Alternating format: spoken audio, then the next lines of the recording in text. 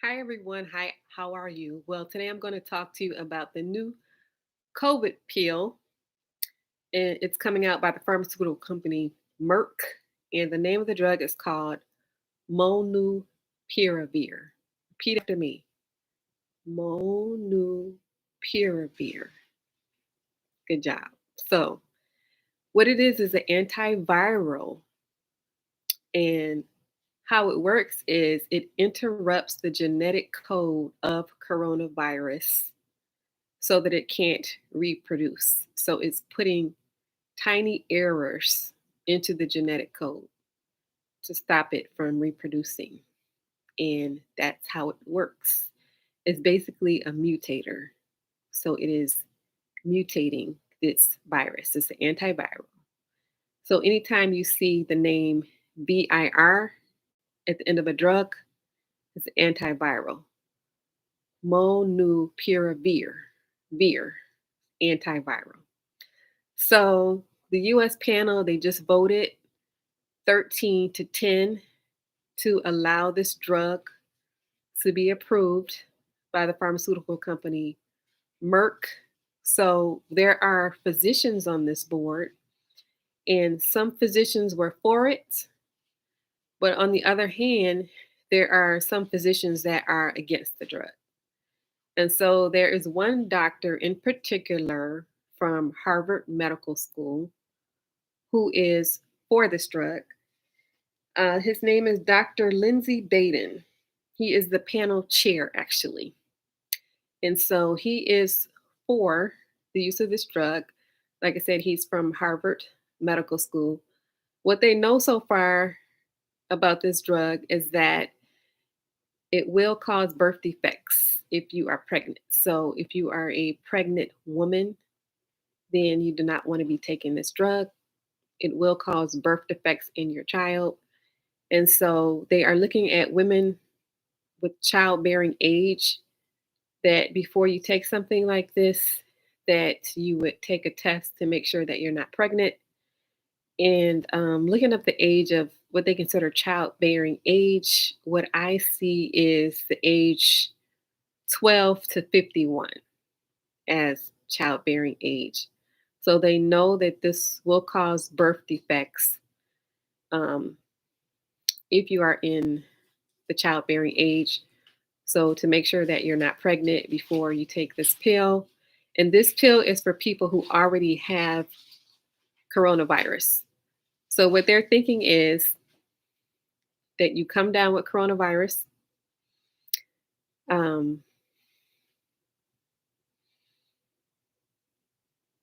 which is kind of tricky because you know that I am a Christian, so I don't actually believe in being sick.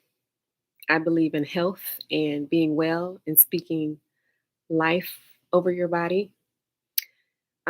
Also, I am in the medical field, so I do study drugs and I do study diseases. So I know both sides of this. So I'm just going to go back to the science. So, what they are thinking is for people who have the coronavirus, that you would take this pill. And what this pill would do is it would cut your risk of hospitalization and death by 30%. They expect that you would take this drug twice a day for 5 days. That would treat the coronavirus. Say that you're at home, you have coronavirus, so you get this pill from Merck.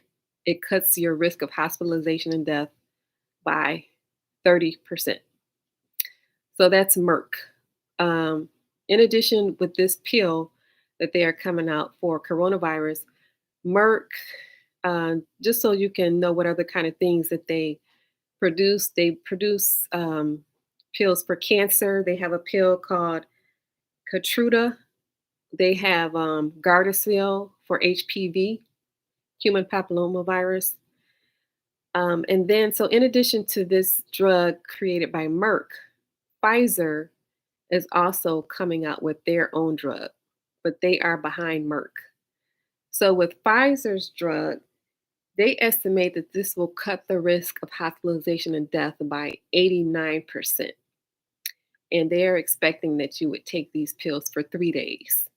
So you have the decrease by 30% with Merck, a 5-day treatment, and then you have a decrease by 89% with Pfizer, a 3-day treatment. So, as far as the drug created by Merck, it is already approved in the UK. It's just been voted by the US panel 13 to 10. And so, like I said before, some physicians are for this drug, and then there are other physicians that are against this drug. So, everybody does not agree. There is one doctor on the US panel. His name is Dr. Swaminathan. So I may not be correcting his name.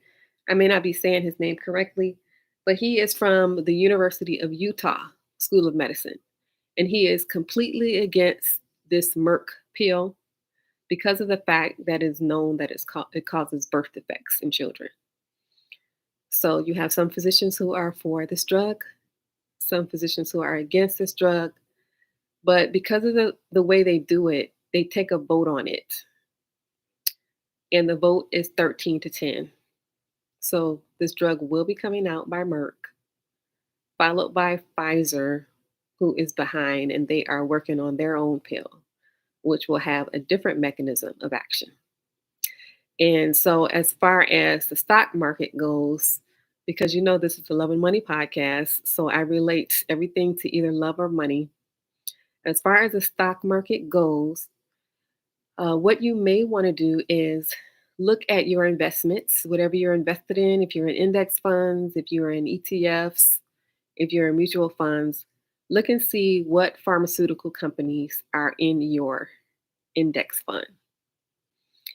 More than likely, if you have something like an S&P 500, a broad-based index fund, more than likely you already have Pfizer. You're just not aware of it. So you want to look and see if you have Merck. So far, people are not jumping on the bandwagon as far as um, people knowing that this pill is coming out. So they're hurrying up and buying Merck. They're not doing that. So people are not jumping on the bandwagon to buy Merck. Um, so that stock is not doing well, actually. So that's what's going on as far as the stock market goes. You just want to be aware of what pharmaceutical companies that you are invested in and just stay with your broad-based index funds as far as investing and just continue dollar cost averaging into your broad-based index fund. So, this is the Love and Money podcast. If you like this podcast, please share it with one other person. Please hit the like and subscribe button. Please leave a comment. Thank you for listening.